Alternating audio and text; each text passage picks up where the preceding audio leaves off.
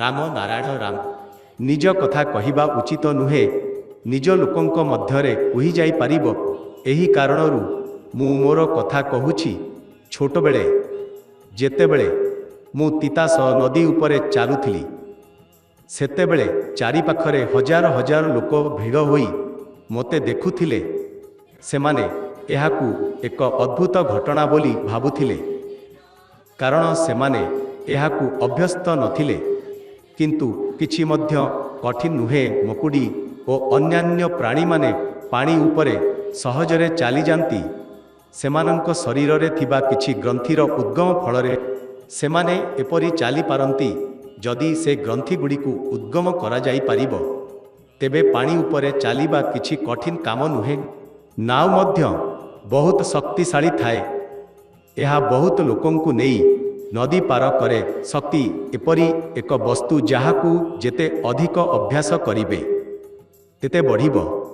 ଏହିପରି ଭାବରେ ଶବ୍ଦ ରୂପରେ ଯେଉଁ ମନ୍ତ୍ର ଦିଆଯାଇଛି, ତାହାର ଯଥାଯଥ ଅଭ୍ୟାସ କରିବା ଦରକାର। ଏହି ପୃଥିବୀ ଶୂନ୍ୟ ମଧ୍ୟରେ ଅଛି। ଯେଉଁ ଶୂନ୍ୟରେ ବସିଛି, ସେ ଶୂନ୍ୟରେ ଲୟ ହେବ। ଆମେ ମଧ୍ୟ ଆକର୍ଷଣର ଅଧୀନ ହୋଇ ଏହି ମହାଶୂନ୍ୟ ମଧ୍ୟରେ ଅଛୁ। ଶୂନ୍ୟ ସ୍ଥାନକୁ ପୂରଣ କରିବା ପାଇଁ ଆମେ ଏକ ଆସନ ଦିଗକୁ ଆଗେଇ ଯାଉଛୁ।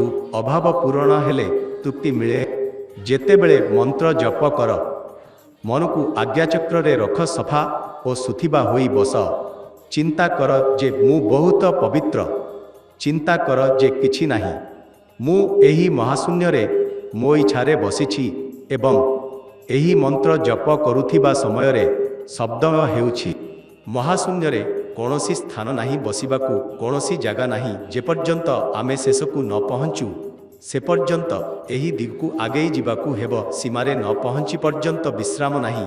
ଯେତେ ତେଜିତିରେ ଆଗେ ବଢ଼ିବୁ, ତେତେ ତୀବ୍ରତା ବଢ଼ିବ। ସବୁକିଛି ଏକମୁଖୀ ହେବ। ମସ୍ତିଷ୍କର କ୍ରିୟା ବେଗ ହେବ। ଏକ ମୁହୂର୍ତ୍ତରେ କୋଟି କୋଟି ମିଲ ଆଗକୁ ଯିବ।